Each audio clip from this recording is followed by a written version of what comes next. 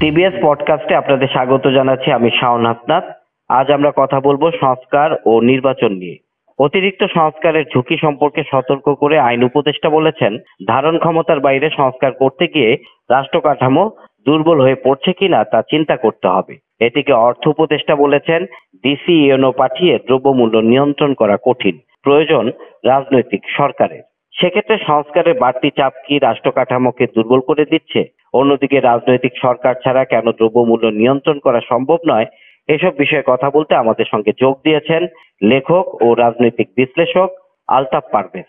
জনাব আলতাফ পারভেজ, আপনাকে স্বাগত জানাচ্ছি। জি, আপনাকেও স্বাগত।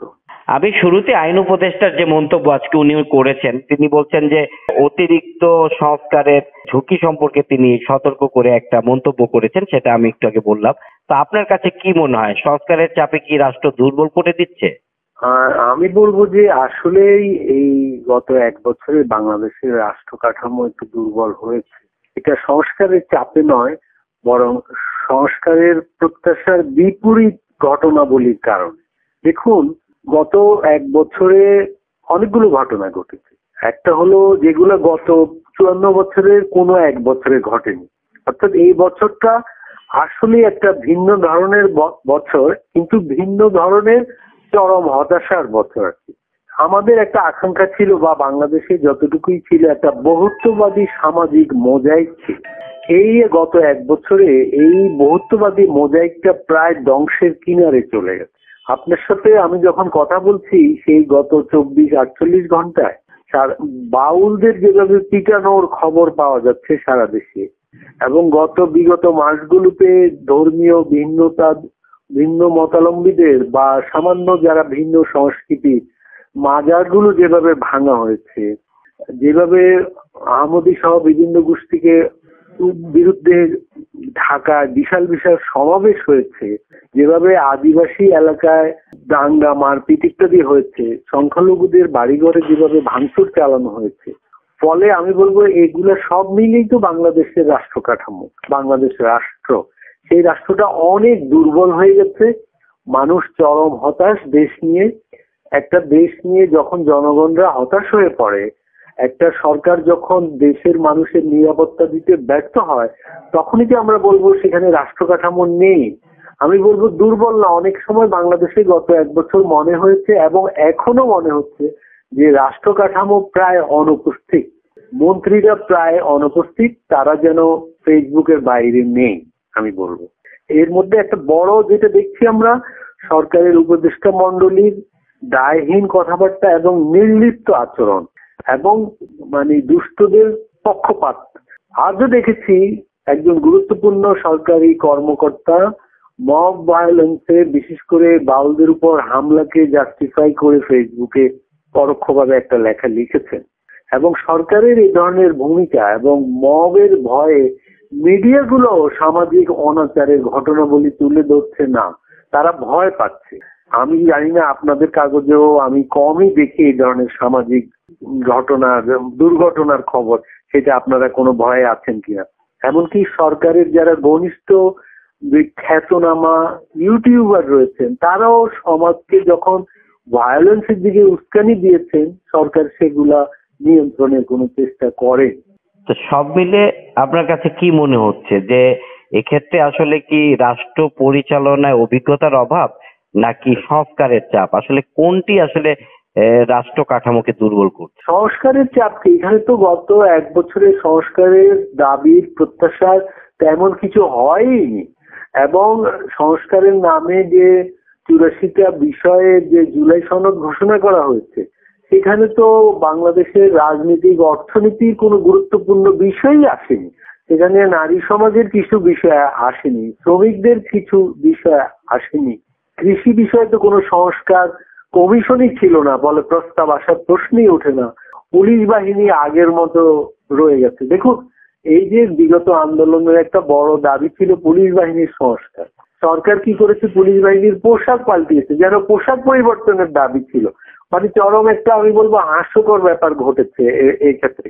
এরকম সংস্কারের ক্ষেত্রে সরকার গুরুত্বপূর্ণ এমন কিছুই করেনি যাতে রাষ্ট্র চাপে পড়বে, বরং এখানে রাষ্ট্র নিষ্ক্রিয় হয়ে গেছে, রাষ্ট্র দুর্বল হয়ে গেছে, কারণ এর পরিচালকদের অনভিজ্ঞতা, নিষ্ক্রিয়তা এবং দোদুল্যমানতার কারণে, অদক্ষতার কারণে। আইন উপদেষ্টা আজকে আরেকটি মন্তব্য করেছেন, সেটা হচ্ছে যে তিনি বলছেন যে সংস্কার মানেই সংবিধান পরিবর্তন নয়। তিনি উদাহরণ টেনে বলেছেন যে বাংলাদেশের অর্থনৈতিক খাতে সবচেয়ে বেশি যে পরিবর্তন বা সংস্কার হয়েছে সেটা হচ্ছে ভ্যাট চালুর কারণে, কিন্তু ভ্যাট কোনো সংবিধান পরিবর্তন করে হয়নি, এটা আইনের মাধ্যমে হয়েছে। তো এই বিষয়টিকে তিনি আসলে বলতে চাচ্ছেন যে সংস্কার আসলে শুধু সংবিধান পরিবর্তন নয়, কিন্তু আমরা তো আসলে সংস্কারের যে আমাদের মূল আলোচনা ঐকমত্য কমিশনে দেখেছি, সেখানে কিন্তু সংবিধানের বিভিন্ন বিষয়ের পরিবর্তন নিয়ে কিন্তু সবচেয়ে বেশি আলোচনা হয়েছে রাজনৈতিক দলগুলোর মধ্যে। তাহলে কি সরকার কি তার জায়গা থেকে মানে কি একটু ফিরে যাচ্ছে, মানে একটু অন্যদিকে চলে যাচ্ছে? দেখুন, উনি যদি এটা বলে থাকেন যে সংস্কার মানে সংবিধান পরিবর্তন নয়, এটা ঠিক বলেছেন। সংবিধান ছাড়াও সংস্কারের বহু বহু কিছু আছে, কিন্তু প্রশ্ন হলো সেই সব বিষয়ে সরকার কোনো গুরুত্ব দিয়েছে, সেগুলো সরকারের কোনো অগ্রাধিকারে ছিল কিনা। সরকার তো 7-8 মাস কেবল সংসদ উচ্চকক্ষ হবে না নিম্নকক্ষ হবে, কয়টা কক্ষ হবে, এগুলো নিয়েই 7-8 মাস চলে গেল। সংস্কার যে সংবিধানের বাইরেও বহু কিছু করার আছে। আমি আপনাকে ছোট একটা উদাহরণ দিই। ঢাকার নাগরিক হিসাবে আমাদের কাছে ছোট হতে পারে, কিন্তু গ্রামীণ বাংলাদেশের জন্য সেটা বড়। দেখুন, আলুর দাম নিয়ে এবার যেটা হলো, এই সপ্তাহে ধরুন কোল্ড স্টোরেজের গেটে আলু প্রতি কেজির দাম 12-13 টাকা, কিন্তু 1 কেজি আলুর উৎপাদন খরচ হলো 24 টাকা। তার মানে আলুর প্রতি বস্তায় থাকে 60 কেজি। 60 কেজির বস্তায় অর্ধেক, মানে 10 টাকা করেও ক্ষতি হলেও প্রতি বস্তা আলুতে এবার আলু চাষিরা 600 টাকা করে ক্ষতির শিকার। এবং এই ক্ষতির শিকার একজন নয়, হাজার হাজার আলু চাষি, নওগাঁ, বগুড়া, দিনাজপুর, মানে ওই পুরো অঞ্চলে। এখন প্রশ্ন হলো এই ক্ষেত্রে আলু চাষিদের রক্ষায় সরকার কিছু করেছে কিনা। এইটা করতে গেলে তো সংবিধান সংস্কারের দরকার ছিল না। সরকার এই কৃষি সমাজের পাশে দাঁড়ানোর জন্য বহু ভাবে কিছু করতে পারতো, কিন্তু আপনি খেয়াল করুন এই সরকারের আমলে কৃষি মন্ত্রণালয়ে একজন পূর্ণাঙ্গ উপদেষ্টাও দেওয়া হয়নি। আপনি যদি সমাজে এখন সার্ভে করেন, বাংলাদেশের তরুণদের বা যে কাউকে জিজ্ঞেস করেন যে ভাই দেশের কৃষি মন্ত্রণালয়ের উপদেষ্টা কে, আমার ধারণা 80% লোক বলতে পারবে না, কারণ কৃষি মন্ত্রণালয়ে আসলে কোনো পূর্ণাঙ্গ উপদেষ্টাই দেওয়া হয়নি। যিনি স্বরাষ্ট্র মন্ত্রণালয়ের উপদেষ্টা তিনি আবার কৃষি মন্ত্রণালয়ের উপদেষ্টা। দেখুন, বাংলাদেশের সমাজ জীবনের এখানের পলিটিক্যাল ইকোনমির জন্য সবচেয়ে গুরুত্বপূর্ণ খাত হলো কৃষি। সরকার কৃষিকে কি পরিমাণ অগ্রাধিকার দিচ্ছে এইটা থেকেই বোঝা যায়। ফলে এই যে আলু চাষিরা যে একটা ইকোনমিক জেনোসাইড, আমি বলবো একটা অর্থনৈতিক গণহত্যার শিকার হয়ে গেছে সবার অজান্তে, এটা ঢাকায় কোনো ন্যূনতম আলোচ্য বিষয় হলো না। এখানে সংবিধান কয় কক্ষা হবে এটা নিয়েই গত 7-8 মাস কেটে গেল মিডিয়া এবং সরকারের মধ্যে, টকশোতে, আপনার এই পডকাস্টেও। তো এই জন্যই বললাম যে উনি ঠিকই বলেছেন সংবিধানই সংস্কারের প্রধান বিষয় নয়, কিন্তু আসলে প্রধান যে ব্যাপারগুলো ছিল এগুলো বর্তমান সরকার মোটেই মনোযোগ দেয়নি। আপনি যেহেতু আলুর প্রসঙ্গটি আনলেন, আলুর দাম আসলে ন্যায্য দাম আসলে কৃষক পাচ্ছে না, কিন্তু অন্যদিকে আমরা দেখছি বাজারে সবজির দাম চড়া। এবং আজকে অর্থ উপদেষ্টা বলেছেন যে ডিসি ইউএনওদের পাঠিয়ে আসলে বাজার নিয়ন্ত্রণ করা সম্ভব নয়, দরকার হচ্ছে এর জন্য একটি রাজনৈতিক সরকারের। তার মানে কি সরকার কি আসলে বুঝতে পারছে যে নির্বাচনটা খুব জরুরি? মানে সরকার বলছে যে রাজনৈতিক সরকারের প্রয়োজন, মানে দ্রব্যমূল্য নিয়ন্ত্রণ করতে আসলেই কি রাজনৈতিক সরকারের প্রয়োজন? অন্য কোনো সরকার কি সেক্ষেত্রে কোনো উদ্যোগ বা পদক্ষেপ নিয়ে সফল হতে পারবে না? দেখুন, রাজনৈতিক সরকারের একটা ম্যান্ডেট থাকে, তার পিছনে জনগণ থাকে। রাজনৈতিক সরকার অবশ্যই শক্তিশালী, কিন্তু এই সরকার তো একটা দলের সরকার না, রীতিমতো সব দল মিলে এই সরকার গঠন করেছিল। এই সরকার তো যে কোনো একটি দলের বা একটি জোটের সরকারের চেয়ে অধিক শক্তিশালী সরকার। গণ অভ্যুত্থানের ভিতর দিয়ে সমগ্র জনগণের সাধারণ ইচ্ছার বহিঃপ্রকাশ হিসেবে এই সরকার গঠিত হয়েছিল। এই সরকারের তো দুর্বলতার কোনো সুযোগই ছিল না। যে কোনো ধরনের সংস্কার, যে কোনো ধরনের উদ্যোগে এই সরকারের পাশে ছিল জনগণ। এমন তো কোনো উদ্যোগ সরকার নেয়নি যে প্রশাসন বাধা হয়ে দাঁড়িয়েছে। আর বাধা হয়ে দাঁড়ালে সেই বাধা চুরমার করেই তো সরকারের পদক্ষেপ নেওয়ার ব্যাপার। গণ অভ্যুত্থানের মানুষ তো সেইটাই প্রত্যাশা করেছিল, এবং সেইটা যদি না পেরে থাকে তাহলে এই সরকারের উপদেষ্টাদের তো বহু আগেই পদক্ষেপ করা উচিত ছিল। এবং এখানে নাগরিক সমাজ থেকে তো অনেকে বলেছে যে এই সরকার যেহেতু কিছু করতে পারছে না, তাদের ইলেকশন দিয়ে চলে যাওয়া উচিত। কিন্তু আমরা দেখেছি দীর্ঘদিন মাসের পর মাস ইলেকশন দিতে গড়িমসি করা হয়েছে, ইলেকশনের পরিবেশ নেই বলে বলা হয়েছে, ইলেকশন বিলম্বিত করা হচ্ছে। এখনো ইলেকশনের কোনো রোডম্যাপ আমাদের সামনে নেই, কেবল বলা হচ্ছে যে ফেব্রুয়ারিতে ইলেকশন হবে। কিন্তু এর মাঝে সরকার কোনো পদক্ষেপ নিতে পারেনি মার্কেটের তো দুটো ব্যাপার, একটা হলো শহুরে ক্রেতাদের দ্রব্যমূল্যের ন্যায্য মূল্য নিশ্চিত করা, আরেকটা হলো কৃষি খাতে যে উৎপাদক আছে তাদেরও পণ্যের ন্যায্য মূল্য নিশ্চিত করা।